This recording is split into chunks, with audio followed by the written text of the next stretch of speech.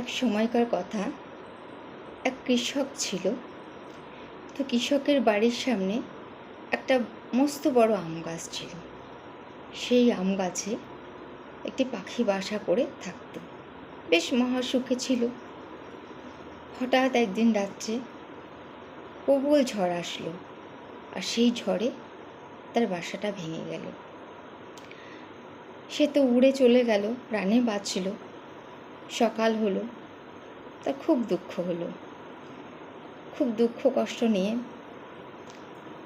সে ভগবানের কাছে গেল।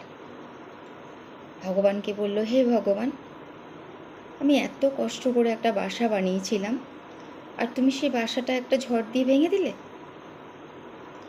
তখন ভগবান বলল, হে পাখি, হ্যাঁ, আমিই ঝড় দিয়ে তোমার বাসাটাকে ভেঙে দিয়েছি। কিন্তু কেন জানো? সেই রাতে এক মস্ত বড় সাপ তোমার বাসার দিকে তোমাকে ভক্ষণ করার জন্য যাচ্ছিল। সেই কারণে আমি ঝড় তুফান দিয়ে তোমার বাসাটাকে ভেঙে দিয়েছি। এ কথা শোনার পর পাখি একটু লজ্জিত হলো, তারপর সে উড়ে চলে গেল। আমাদের জীবনে আমরা কিন্তু যখন আমাদের জীবনে কোনো খারাপ কিছু ঘটে, কোনো অ্যাক্সিডেন্ট ঘটে, বা কারো মৃত্যুই বলুন, বা যে কোনো ক্ষতি যখন হয় পরিবারে, তখন কিন্তু আমরা সবার প্রথমে ঈশ্বরকেই দোষ দিই। বলি না যে ভগবান, তুমি এটা করলে, এটা করতে পারলে, এটা না করলেও তো পারতে। তখন যেন মনে হয় আমাদের কাছে সব দোষী হচ্ছে ভগবানের।